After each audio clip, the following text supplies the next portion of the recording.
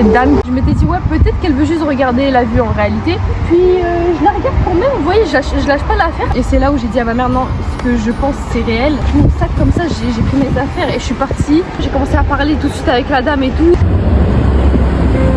Vous avez des conflits avec nous? Vous savez, ça arrive madame, des fois. C'est comme ça. Vous êtes une belle femme, regardez-vous. Vous avez encore toute votre vie devant vous. C'est pas possible de faire ça. Reprenez-vous en main madame. C'est très important. Pensez à vous en premier, d'accord? D'abord à vous.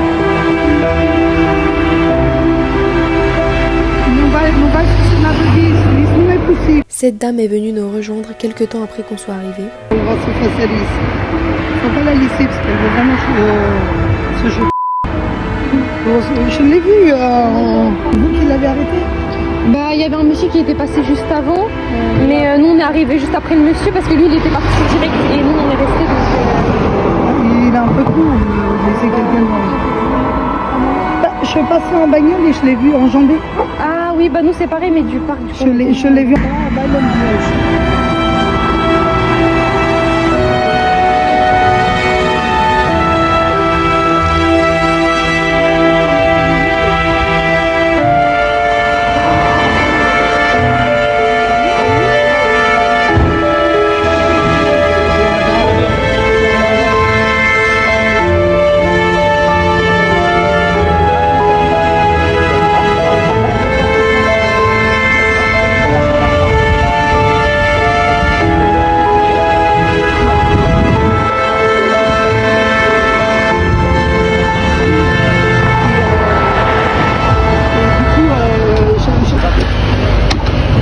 Madame, venez discuter avec nous, s'il vous plaît, dans l'ambulance.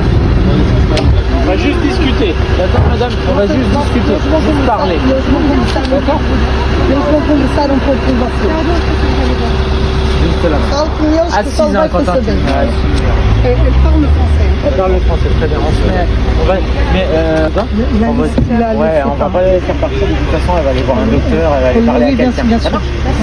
Merci à vous en tout cas. Hein, allez, au revoir. Romain. Merci mesdames. Merci à vous madame. Nous avons appelé les pompiers et la femme a accepté de partir avec eux. Là, j'avais pris tout de suite la caméra pour vous filmer ma réaction. Donc j'étais en train de vous expliquer encore une fois où est-ce qu'on était, comment je l'avais vu. Je vous laisse avec la suite de la vidéo et écoutez bien attentivement. C'était ici du tout, elle était juste là. Et vous voyez ici à les rails directement du RER. Et j'étais choquée, j'ai tracé, j'ai pris l'escalier qui est là. J'ai fait comme ça. Et je suis arrivée direct, j'ai commencé à lui parler et tout. Bon après la suite normalement vous l'avez, je sais pas si vous avez bien entendu, mais normalement la suite vous l'avez. Du coup voilà. Franchement je sais pas si j'ai réussi à avoir les bons mots parce que c'est la première fois que ce genre de situation m'arrive. Il y a une personne qui a deux doigts de se suicider. Je savais pas trop ce que je devais dire, mais j'ai pas du tout. Non, moi j'ai rien du tout. J'arrive à rester neutre, j'arrive à parler sans pleurer parce que je sais que pleurer ça va rendre la personne encore plus peut-être triste ou quoi. Là je sais que dans ce genre de moment, ce qu'il faut faire c'est de motiver la personne, de lui dire mais qu'est-ce que vous êtes en train de faire. Enfin, il y a des personnes, je pense qu'elles ont besoin d'un petit peu plus de motivation dans nos paroles. J'ai essayé de lui dire reprenez-vous en main, vous êtes une belle femme, vous avez tout devant vous. Moi c'est comme ça que j'ai l'habitude de faire. Je sais vraiment pas si c'était la bonne solution. En tout cas je sais que la dame elle m'a vraiment regardé dans les yeux. Bon au début elle était en train de pleurer. Je la voyais pleurer, elle était au bout et tout, ses yeux ils étaient trempés. Et puis à un moment donné elle tourne sa tête comme ça. Mais genre elle me regardait avec un espoir. Vraiment je l'ai vu me regarder avec de l'espoir dans les yeux même. Vraiment. Elle m'a regardé avec des yeux en mode... On dirait que j'étais son ange gardien. Enfin, vraiment, je vous jure, j'abuse pas. Elle m'a regardé de cette façon-là et je me suis sentie en mode là. Elle a toute sa confiance en moi. Enfin, vraiment, elle est en train de m'écouter comme si son avenir dépendait de moi, vous voyez. Elle a tourné la tête comme ça. Ouais, elle a vraiment tourné la tête comme ça. Elle m'a regardé en mode Dieu merci que tu sois là, genre. Et je me suis sentie tellement bien à ce moment-là. Je me suis dit, bon, si là j'arrive à capter son attention, c'est que peut-être je vais changer sa vie. Peut-être que je vais déjà lui faire éviter de faire ce qu'elle comptait faire. Et ouais, elle disait, enfin, ça se voyait qu'elle était malheureuse. Elle disait qu'elle n'était pas bien dans sa vie, qu'elle se sentait seule. Enfin, en vrai, je la comprends, tu vois. Moi non plus, j'aime pas la solitude et je pense que personne aime la solitude. Bon, Il y a des gens, ils aiment bien, mais quand t'es vraiment seul et que t'as personne sur qui compter, c'est quand même dur. Il y a la solitude quand t'aimes pas être trop collé aux gens, mais il y a cette solitude où tu te retrouves seul au monde en fait, et c'est différent. Et elle avait l'air au bout de sa vie, vraiment, ça m'a fait trop mal au cœur. Heureusement qu'après, il y a une dame est arrivée. Elle a dit ouais, je vous ai vu sur le pont et tout, du coup je me suis arrêtée. Et elle a dit en gros, elle a commencé à parler en portugais avec la dame, parce que la dame, bon, je pense qu'elle était portugaise.